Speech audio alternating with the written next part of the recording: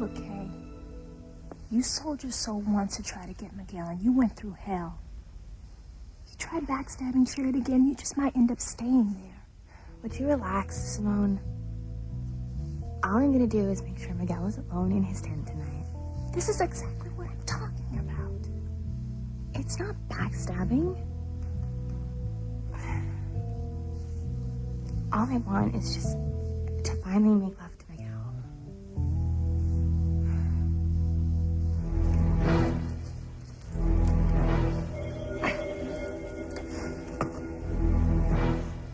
Jimmy doesn't see her, Princess. Maybe Norma went back to the boat. Back to the mainland. Maybe even back to the motel. No, and maybe you'll be crowned Tsar of all the Russias. Huh? Just in case you're being a tad overly optimistic, I think we better stick close to the kids just to be on the safe side. Too bad Timmy and the princess can't call the police. No, I can't risk them finding out all my secrets and hidden passions.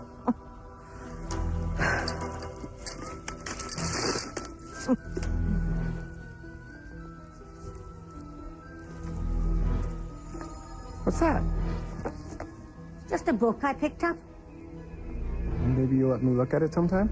I'm a very slow reader, Ross. There's no way I'll be finished with it before we get off this island.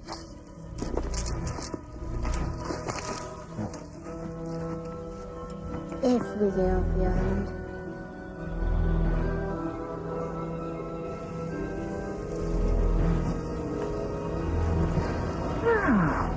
Nothing to do now but wait. Sooner or later, Tabitha and her brat will be left alone. And when they are, I'll head them off at the pass.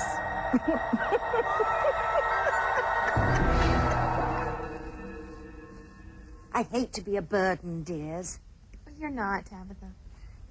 But since I decided suddenly to come on your trip as chaperone, I packed nothing. Would one of you be so kind as to lend me a blanket for the night? A blanket is definitely not going to be warm enough. Tell you what, I'll bunk with Reese, and you can sleep in my tent. No.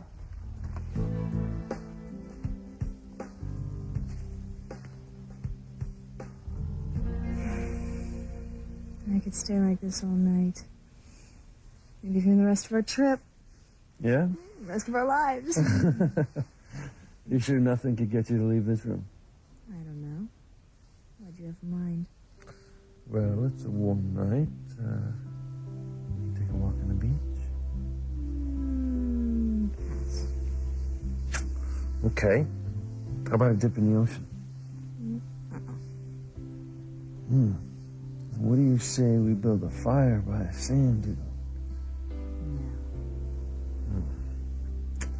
Well, what if we do all of the above and make love under the stars?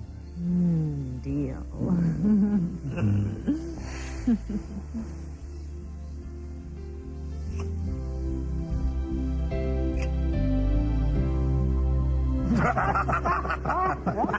Well, this is all very pleasant, good company, good booze, but I feel a certain lack. And that would be... The babe, what else? Oh, drink to that. Yes. Little female companionship while I await the dissolution of my marriage would be most welcome. Fortunately, my time is limited. I have one or two other projects to attend to.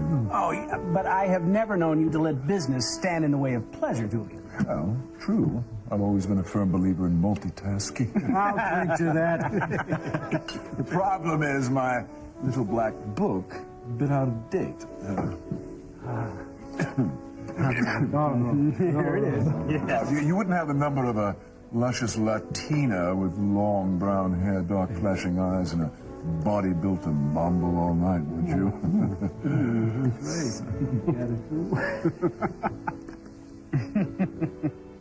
This is what I have to do, Whitney. I can't go home until I get Mr. Crane to welcome Ethan back into the Crane family. Fine, I can see that I'm not going to change your mind this time. But all I'm saying is that you need to be careful around Julian Crane. He is just a slimy dog, okay? It's gonna be fine, Whitney. Do you know how many times I've heard you tell me that? See you soon. Wish me luck. Bye. Wait, don't.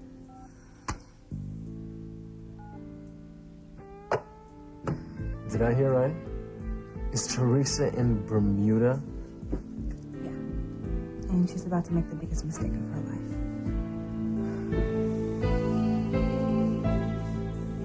I can't bring charges against him. He didn't do anything to Grace, me. honey, he stalked you.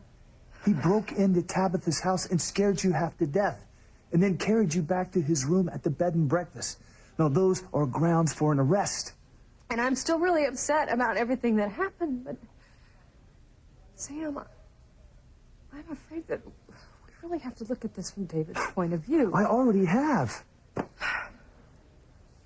He didn't know what happened to me. He didn't know why I had walked out of Oh, his my life. God, Grace, come on. You're not believing this guy. And he had looked for me for 20 years, and when he found me... Right. He didn't know that you had amnesia. That you didn't recognize him. Blah, blah, blah. And his first instinct was to rescue me. She's right. It's exactly what I thought. You could always read my mind, Grace. Look, what I know is that you thought I was your wife. And according to that marriage certificate, I am. Sam, I know this is really hard for you. Hard? Because you know that the law is actually on David's side. I don't give a damn what the law says when it concerns my wife. Sam, you live by the law. It's your life. You have to release him.